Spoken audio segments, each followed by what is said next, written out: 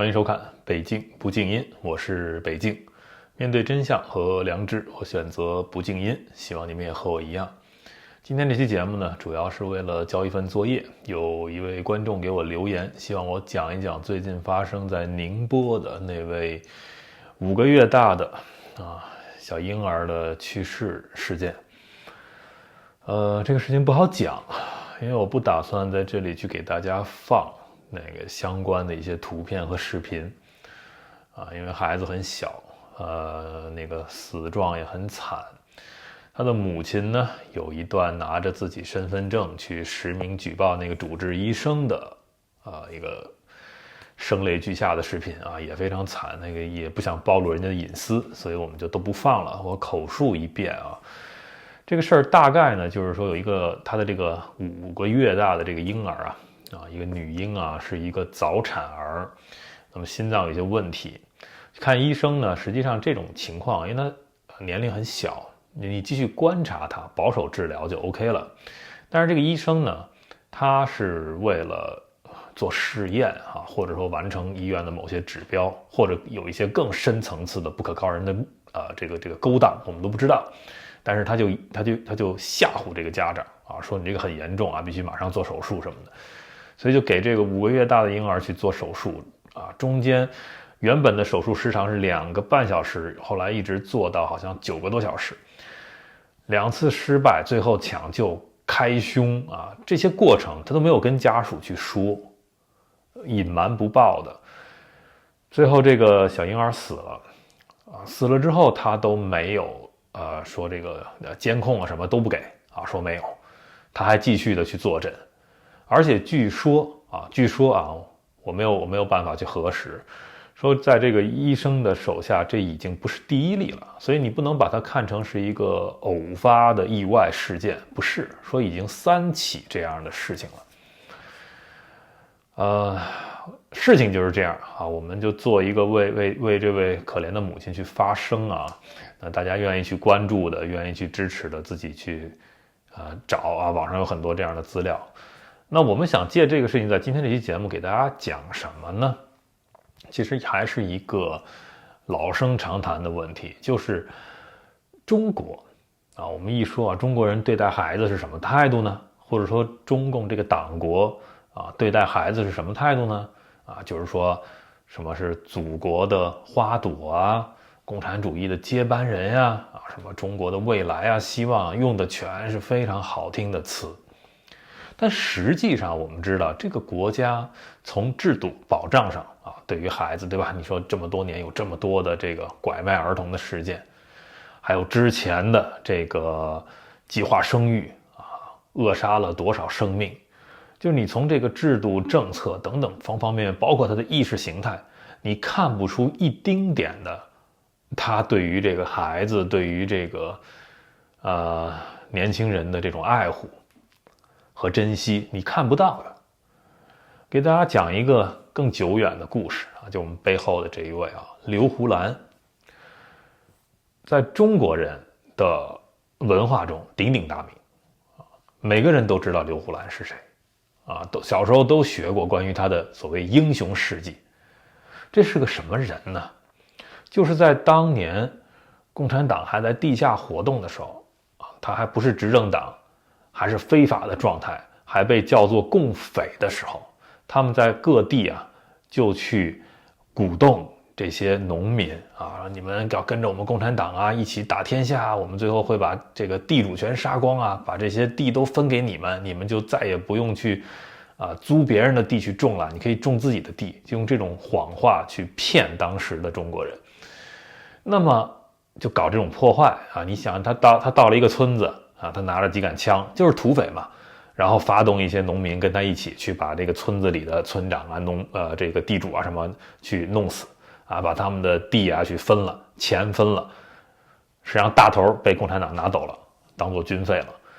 在各地搞這種事情，那麼當時的合法政府，你就要帶着你的這個軍隊去鎮壓像共產黨這樣的土匪那麼劉胡蘭就是發生在當時那個地方的事情在山西。他当时多大呢？就是他死的时候在中共的這個敘事裡英勇就義14歲，就連15歲的生日都沒到，都沒過，14歲就已經死了。他當時是中共的候補黨員，你想想中共是一個怎麼樣的邪惡的一個邪教性質的組織，去發動啊，他可能大概從11歲左右，一個兒童你就去鼓動他去鬧革命啊。我們這兒有一段啊，現在這個扒出來的啊，關於這個當時是去鎮壓這個劉胡蘭他們所做的事情呢，是這個阎錫山啊。你看阎錫山就是劉胡蘭死了之後1年，那麼阎錫山呢，他當時有一個對整個山西省的這些教育幹部們的一個講話，就是你們要留意啊，中共這種行為啊，這個禍害像劉胡蘭这種小朋友啊。你看他在裡面說，他說你看共匪在全國利用小孩去散病菌、下毒藥、造謠放火、破壞鐵路啊，就是發動這些小孩去幹這些事情。那麼說劉胡蘭10歲就開始為中共通風報信，13歲就已經選成了這個中共婦女幹部訓練班了啊，然後要發誓的啊，願意為黨去犧牲一切。你這不就是對一個小姑娘的一種精神的玷污嗎？對吧？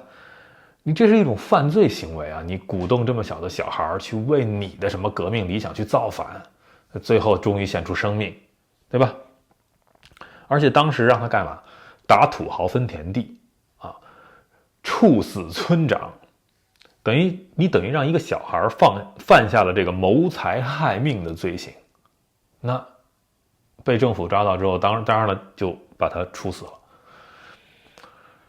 所以阎錫山當時在這個講話裡就說今日共匪以恐怖迷惑、收買、殘殺，做他造反的工具。哎呀，真是民族之極大危機，也是人類無比的厄運。然後他就告訴他們說，學生的腦中猶如一張白紙啊，你教他什麼就染成什麼，所以要正確的教育學生。等等的啊，不念了啊。實際上我們就可以看出來，從中共最一開始的時候，他就是極其邪惡的。他對於這樣的孩子，他就沒有這種愛護的這種心情，全都是當作工具。他需要你們生的時候啊，你就是生很多個孩子，就是什麼光榮媽媽啊。那個時候，他覺得人口太多了啊，一指令下，你像在有些地方百日無孩這個事情。不知道大家知道不知道，就是計劃生育的時候，就可以下一個指標，說100天內在這個地方不允許生出小孩。那人家要生，這是一個自然規律，怎麼辦？不許有，我們政策一刀切，100天內不許有新的小孩出生，那生出來就得弄死，這叫百日無孩。所以他拿小孩當小孩嗎？那我們今天講這個事情是想告訴大家，就是在中國有一個東西你是要放棄掉的，就是生育權。為什麼你要放棄你的生育權？因為我們知道人生而為人，你有很多天生的权利啊，你的生命權、你的財產權、你的這個什麼自由言論的權利等等，你有各種各樣的權利。但是這些權利你在中國是沒有的，對吧？誰把你這些權利剝奪掉的啊？不是美國，不是日本，對吧？是中共給你剝奪掉的。你自己都活不好，你自己都沒有這些權利，那你怎麼會有信心說你的孩子、你的後代能享有這些權利呢？那你為了他們着想，你既然生活的都這麼不如意了，你為什麼還要生孩子呢？所以你最應該放棄的就是你的生育权。他們這一代的人，當你看到中共是這麼去發展黨員的，這麼去搞破壞自己的國家的，拿着蘇聯人的錢在中國顛覆合法政府，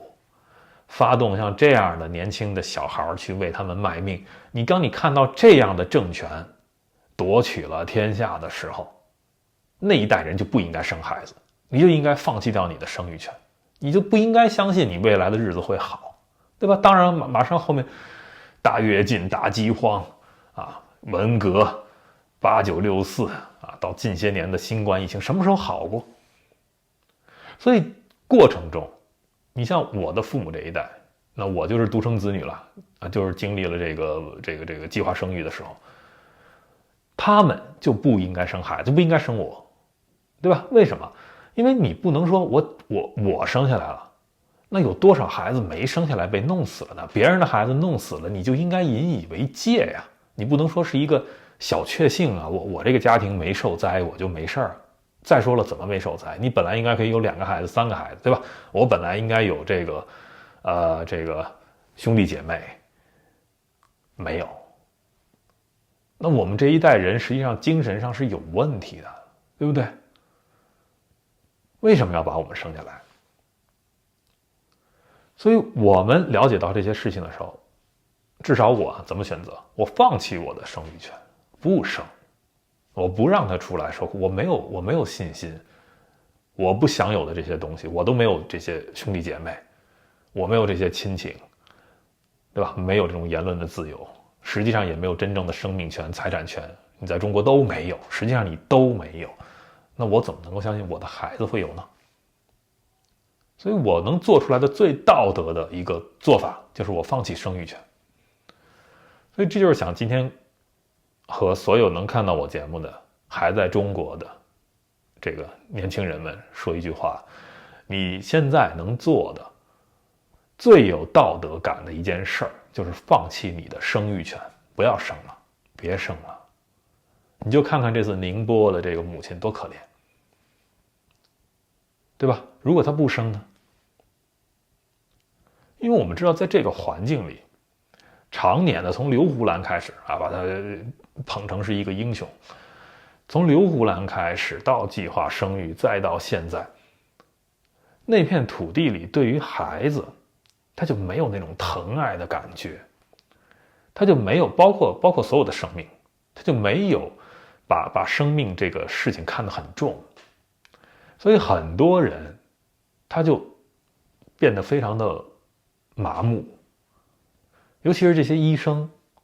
啊，我們總覺得醫生應該是宅心仁厚的，應該是，這都是我們的刻板印象。在中國的很多醫生，因為我們都知道，實際上在各個國家都是這樣，醫生你接觸生死久了之後，你都需要做這種